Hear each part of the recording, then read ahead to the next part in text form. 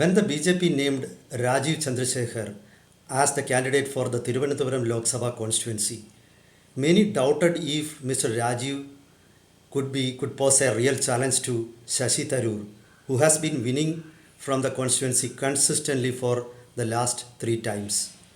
Even the supporters and even the workers of BJP had real doubts.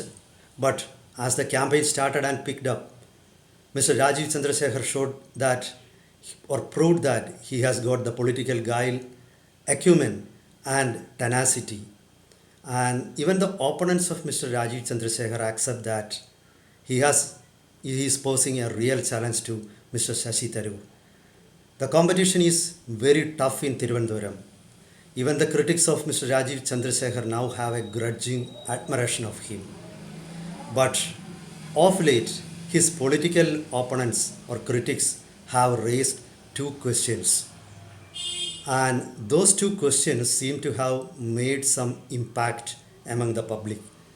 Now, the two questions are, why did Rajiv Chandrasekhar understate his assets before the election commission? They say that Rajiv Chandrasekhar, who is a billionaire, has understated his assets in the affidavit submitted to the election commission. And the second issue is his links to Asianet channel, which has been a vitriolic critic of the BJP and Prime Minister Narendra Modi.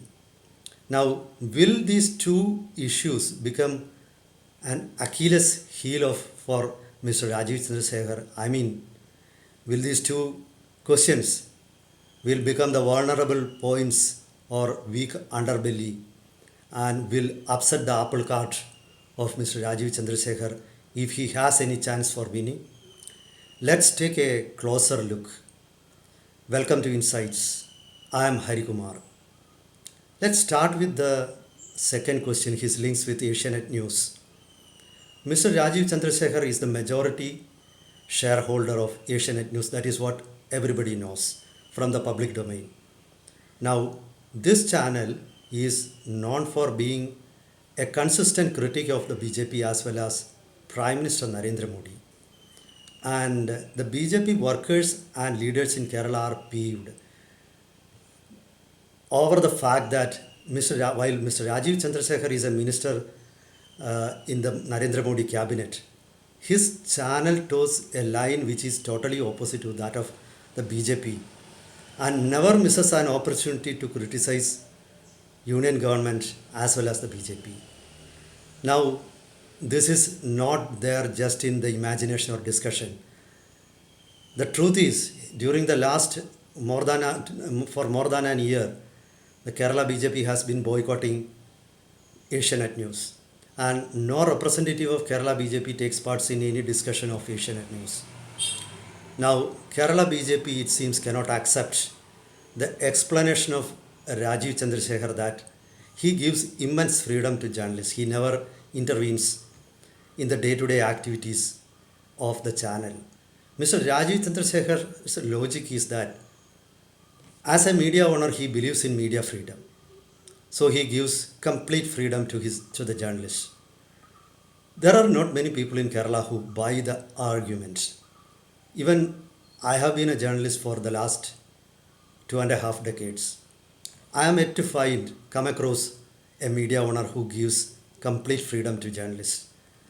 At least they will give broad guidelines and they will see that their policies are implemented in the channel.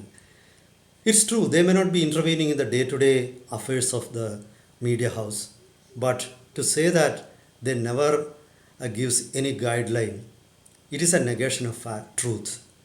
It is really a travesty of truth. So here one cannot believe what Rajiv Chandrasekhar says. But at the same time, he may be giving certain amount of freedom to his journalists in the channel. Now we need to remember that this is the top-rated Malayalam channel. And perhaps many say that Asianet News is the only profit-making Malayalam channel. I don't know. But there are in public domain, there are comments and conclusions like that. So in that case, he may not be intervening in the day-to-day affairs because he could be afraid that the channel would run into loss if he intervenes.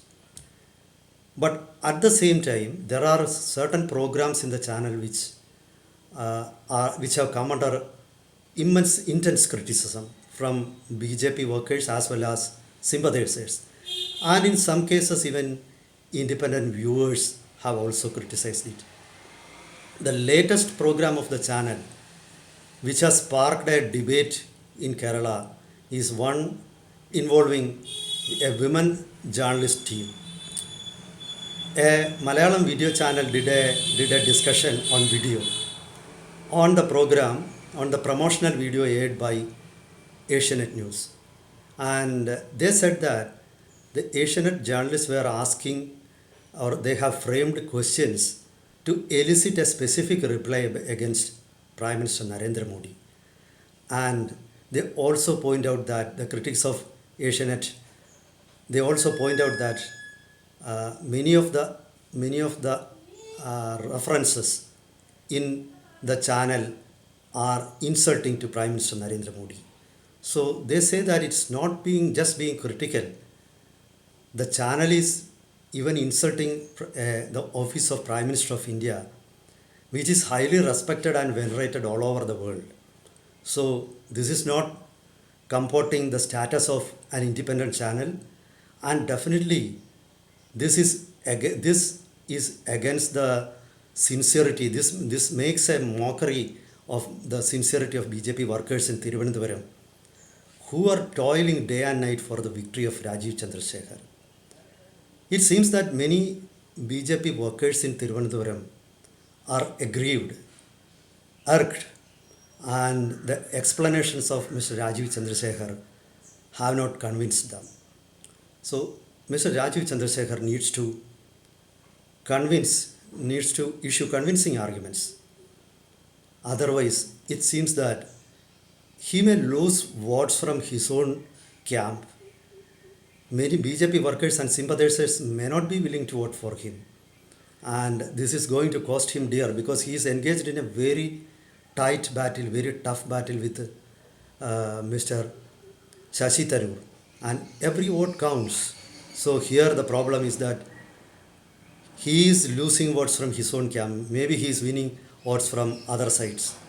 So that is going to be very crucial for him.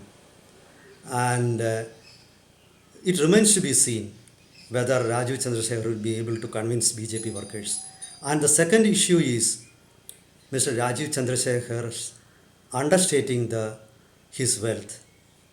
And there have been criticisms that people are not willing to buy the argument of Rajiv Chandrasekhar has that his wealth is much less than rupees 50 crore, because many point out that there are details of his ownership of BPL Mobile, which was the first mobile service in India, which launched the first mobile service in India, and which he sold to another company.